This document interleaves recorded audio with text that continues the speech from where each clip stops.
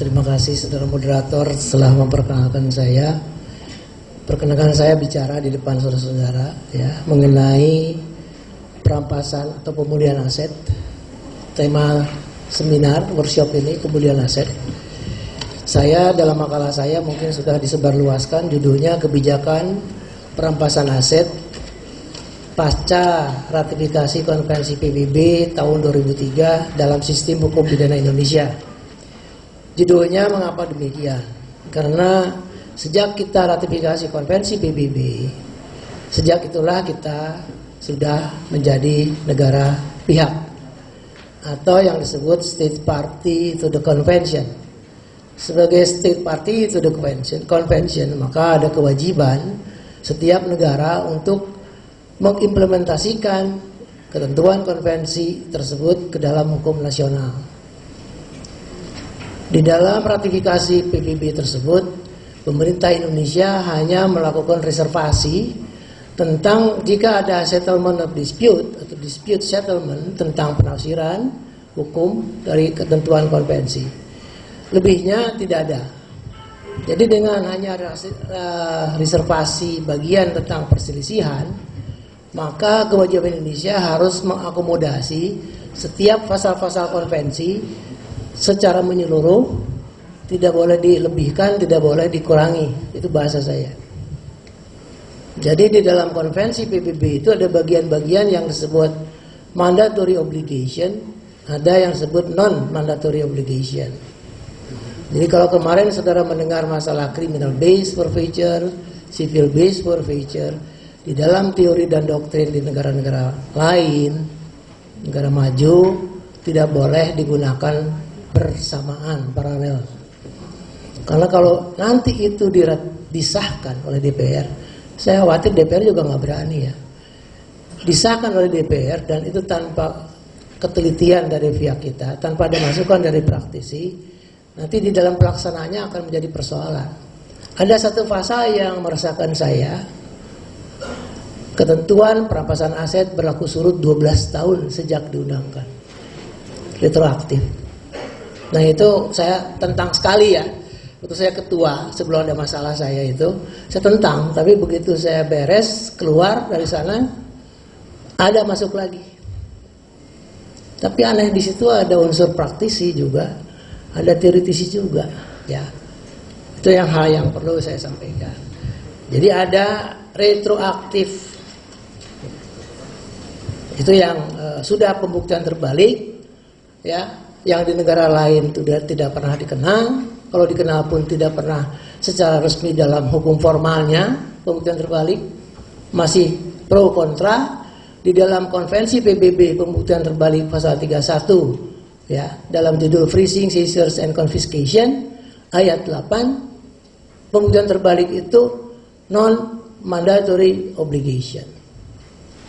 Jadi negara itu boleh mengadopsi itu, boleh juga tidak. Sunnah bahasa kita, tapi diharapkan tidak sunnah. Nah kita dengan undang-undang pencucian uang pasal 77-78 sudah mengadopsi pembuktian terbalik murni, jinin reversal of burden of proof. Berani kita, luar biasa kita. Orang lain nggak berani. Terbalik murni, jaksa tidak usah membuktikan, buktikan oleh anda saja, gitu kira-kira. Dan sudah terjadi dalam praktek. Dalam praktik sudah terjadi dan bahkan berlaku surut lagi yang diminta oleh KPK dalam beberapa perkara, dan hakim juga setuju saja, tok palu setuju. Nah ini persoalan-persoalan yang yang saya selalu kritisi pada KPK, bagaimana bisa Anda menuntut, meminta hakim merampas, tidak masuk surat dakwaan, tidak masuk tuntutan, hanya permintaan penuntut terhadap majelis. Bisa tuh. Bagaimana KUH pasal-pasal tentang syarat dakwaan? Dan ternyata terjadi, dan banyak aset-aset yang tidak terkait tindak pidana pun dirampas oleh negara. Hanya karena dia tidak bisa membuktikan asal-usul yang sah dari perolehannya itu. Jadi kita secara rasional harusnya berpikir lain. Ya. Kita negara hukum, tapi negara hukum yang tujuannya kesejahteraan rakyat. Coba baca bab 1 tentang kedaulatan, bab 14 tentang perekonomian dan kesejahteraan. Jadi amanat Undang-Undang Dasar 45 adalah kita negara hukum yang bertujuan mencapai kesejahteraan. Jadi hukum itu harus mensejahterakan. Hukum tidak boleh membuat menjadi tidak sejahtera. Jadi kita real. Kalau kita mengatakan bahwa pemberantasan korupsi tidak berhasil, itu bertentangan dengan kenyataan yang saya teliti. Kalau bertentangan dengan kenyataan yang saya teliti, berarti kita belum mencapai kesejahteraan. Karena apa yang kita hasilkan itu tidak bisa memberikan sumbangan yang besar bagi pendapatan negara. Jadi kalau kita lihat dari postur seperti ini, hukum kita bukan mencari benar dan salah, right or wrong. Hukum kita mencari juga harus dilihat untung dan rugi. Jadi kita harus gunakan pendekatan yang dinamakan bahwa a man is a rational actor but immoral, menurut Bentham. Harus kita rubah. Bahwa hukum itu harus justice. Tapi justice itu harus fairness. Itu John Rawls. Justice ditemukan tapi tidak ada kejujuran dalam memperoleh justice. Ini sesuatu hal yang terjadi, ya, saya amati, yang belum disadari mungkin oleh pemimpin kita, termasuk aparatur penegak hukum, karena pemikiran kita selalu diliputi oleh yang namanya retributive justice, keadilan membalas. Kita tidak berpikir bahwa keadilan itu bisa merestor kembali hubungan yang buruk antara korban dan pelaku. Jadi harusnya ada pendekatan ekonomi dan pendekatan hukum yang berbareng bersamaan berjalan. Bagaimana bukan hanya kamu benar kamu salah, tapi kita harus juga mengatakan apakah persoalan bisa menguntungkan atau merugikan.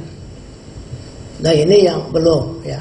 Negara maju Amerika, ya, Uni Eropa, Inggris, bahkan negara yang baru merdeka Moldova sudah menggunakan pendekatan yang disebut dampak dari regulasi, analisis dampak regulasi, regulatory impact analysis, RIA, dan itu digunakan dalam setiap pengambilan keputusan kebijakan. Rules yang dikeluarkan oleh pemerintah itu selalu dihitung dampaknya secara ekonomi apa, sekalipun itu kejahatan serius. Kalau kita baca konvensi PBB, mulia sekali, hebat sekali, tapi kita lihat implementasinya. Makanya saya setuju pendapat Pak Suhardi Alyus Kabar Eskrim, hati-hati, sedapat mungkin aset jangan keluar. Sudah benar KPK, kejaksaan, begitu ada tersangka aset di freeze dulu, bukan banyak dicekal. Pencekalan itu nomor 2, freeze dulu, baru cekal. Kalau dicekal saja asetnya bisa terus kemana-mana gitu. Dalam hitungan detik dia udah bisa pergi. Jadi itu sudah benar. Hanya kemudian nanti bagaimana caranya menyelesaikan kasus yang seperti itu. Nah itu mekanisme hukum acaranya belum ada perampasan aset. Di dalam EU perampasan aset sudah ada acara. Sudah dibikinlah semacam keseimbangan proportionality principles dan subsidiarity principles. Itu menurut Remeling, ya. Sudah ada. Jadi kalau ada jaksa, penyidik kemudian melihat dugaan aset yang besar dengan menggunakan sistem yang namanya illicit enrichment, jaksa bisa minta pengadilan untuk merampas aset orang itu. Perampasan aset nih. Nanti kemudian prosesnya seperti gugatan perdata. Jaksa melakukan gugatan. Hakim kemudian menerima, yang digugat boleh mengajukan perlawanan, gitu kira-kira. Tapi sebelum dirampas harus diumumkan dulu dalam media nasional kalau ada pihak ketiga yang keberatan. Karena pasal 31 ayat 9 dari konvensi PBB bukan hanya boleh menggunakan bunga terbalik, tapi wajib negara memberikan kesempatan agar pihak ketiga tidak dirugikan karena perampasan aset. Nah, konvensi PBB hanya membolehkan pasal 54 ayat 3 hanya membolehkan bahwa hal seperti itu yang namanya perampasan aset tanpa penuntutan pidana hanya boleh dalam keadaan di mana buron tidak diketahui tepatnya meninggal. Tidak lebih dari itu limitasinya, boleh seperti itu. Tapi dengan adanya illicit enrichment di depan di artikel 20 Konvensi PBB dengan pembuktian terbalik, maka itu kita gabungkan di perampasan aset. Jadi yang kita pikirkan dengan RUU perampasan aset sebetulnya ya bukan tujuan yang penting, tapi cara mencapai tujuan. Oleh karena itu prosedur bagaimana how to confiscate itu yang harus bapak-bapak, saudara-saudara teliti kembali. Undang-undang cuci uang sudah mensyaratkan yang wajib dilaporkan itu satu, transaction yang suspicious. Kedua, transaksi yang nilainya lebih dari 500 juta ke atas. Ketiga, transaksi antar negara. Hanya 3. Kalau kita tidak ada suspicious pada transaksi kita, ngapain dilaporin? Berarti pertentangan dengan undang-undangnya sendiri. Jadi kita ini dalam pandangan-pandangan seperti itu, kita ini potential criminals. Apa udah bener gitu? Rasanya enggak, di negara lain enggak. Jangankan itu, status tersangka di negara apa? Lain di Amerika, setelah warga negara, tersangka cuci uang baru bisa dibuka. Status nggak ada transaksi yang suspicious nggak bisa. Yang tersangka pun, yang dicurigai pun 5 tahun FBI baru bisa membuka rekeningnya di Belanda, di Swiss. Warga negara yang taruh uang, jelas pelanggaran pajak. 5 tahun berjuang supaya bisa ketahui siapa ABC-nya, gitu kira-kira.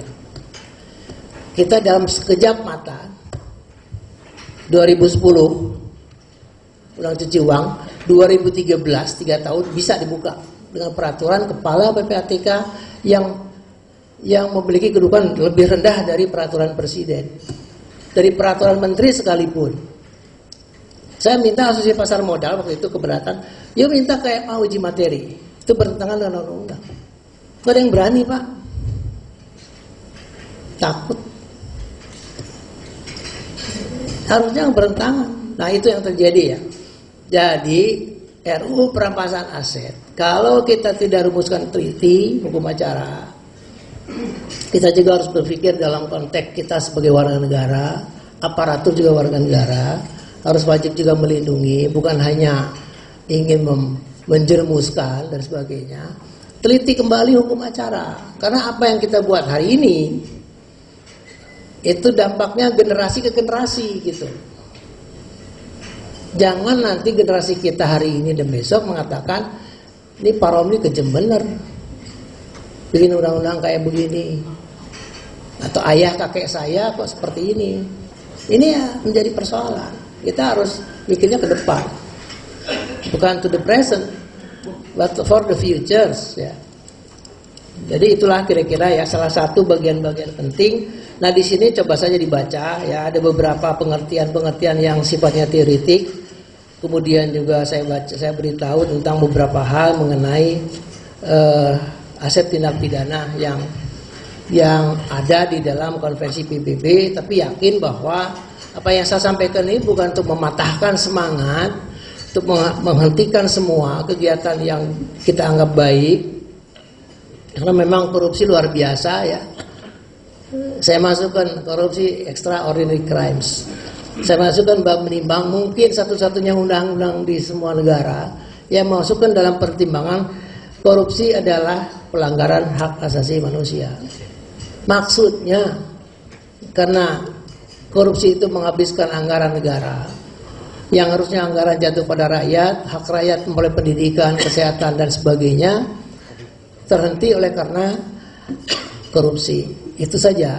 Tapi caranya yang kita pikirkan bagaimana caranya supaya pemberantasan korupsi berjalan terus, tindak pidana berkurang, tapi negara dan rakyat juga tidak dirugikan. Jadi kalau lihat dari gambaran makro ya, mungkin bukan itu yang diinginkan oleh konvensi PBB. Bukan. manfaatkanlah semaksimal mungkin langkah-langkah hukum Anda. Setiap negara bekerja samalah dengan negara lain, tapi tentu itu semua diserahkan pada masing-masing negara untuk mengatur. Nah, dalam waktu kita bicara masing-masing negara mengatur dirinya, kita juga harus melihat pada sumber hukum kita yang paling tinggi, yaitu Undang-Undang Dasar 1945. Jadi kalau kita sudah melihat aparatur sedang menggunakan hukum, ya, tanpa kekuasaan atau kekuasaan tapi tanpa hukum, itu sudah mengarah kepada anarki. Nah, ini akan menimbulkan persoalan besar di kemudian hari, ya. Jadi kalau kita lihat dari bagaimana seharusnya kebijakan perampasan aset setelah konvensi PBB, yaitu RUU perampasan aset, dan juga dibantu dengan yang namanya mutual legal assistance, mutual assistance in criminal matters, bantuan timbal balik dalam masalah pidana. Pada waktu bicara itu, yang kita harus hati-hati, kita mengenal dalam prinsip hukum pidana pasal 1 ayat 1 sub kedua KUHP. Di situ disebut setiap warga negara yang melakukan tindak pidana di negara lain dapat diancam dengan tindak pidana di Indonesia. Jika memang kita juga mengancam perbuatan itu, dual criminality principles. Nah, kita juga harus hati-hati di sini dalam menyusun. Termasuk norma-norma yang sangat ekstrim pembuktian terbalik. Jadi contoh, kalau kita membuat pembuktian terbalik murni, kalau kita membuat nanti merasukkan illicit enrichment, kita harus yakin betul, bukan hanya untuk diri sendiri. Pada saat nanti kita bekerja sama dengan negara lain, kita perlu mengejar aset. Jangan nanti kita ditolak oleh negara lain karena kita tidak pernah menganut ketentuan seperti itu. Jadi tidak ada yang namanya dual criminality principle. Tidak ada kesamaan tindak pidana. Apa yang saudara katakan tindak pidana di sini, acara yang seperti itu kami tidak mengatur. Jadi kami tidak bisa bantu Anda. Sering terjadi itu. Pak Dirjen tolong bikin studi banding. Jangan serahkan DPR studi banding, pasti nggak hasilnya nggak maksimal. Jadi Kemlu ada studi banding tentang perundang-undangan yang terkait pemberantasan korupsi di mana-mana, sehingga kalau kita membuat undang-undang di sini, kita tidak lebih jauh dari mereka, tidak juga di bawah mereka, kira-kira sebanding, sehingga bargaining power kita secara politis dengan negara itu cukup aman. Ya, ini sering saya lihat ada pemburu aset, tapi hasilnya tidak maksimal karena itu tadi banyak hambatan yang dihadapi oleh kita dalam mengembalikan aset. Jadi kalau kita kesulitan BBM, takut menyerang rakyat, bingung kan negaranya, cabut apa subsidi dibatasi. Itu aja yang di luar banyak itu. Aset-aset negara yang di luar itu kalau mau diambil maksimal cukup, nggak usah naik bingung-bingung sebetulnya. Kenapa tidak dilakukan itu? Jadi itulah kira-kira uraian saya, walaupun kemana-mana, tapi ujung-ujungnya ya kembali how to confiscate the asset of crimes, gitu aja. Tapi saya tidak mendorong kita harus sama dengan mereka, tapi kita harus sangat hati-hati dan proporsional. Itu saja. Saudara moderator, begitu saja uraian saya. Terima kasih. Wassalamualaikum warahmatullahi wabarakatuh.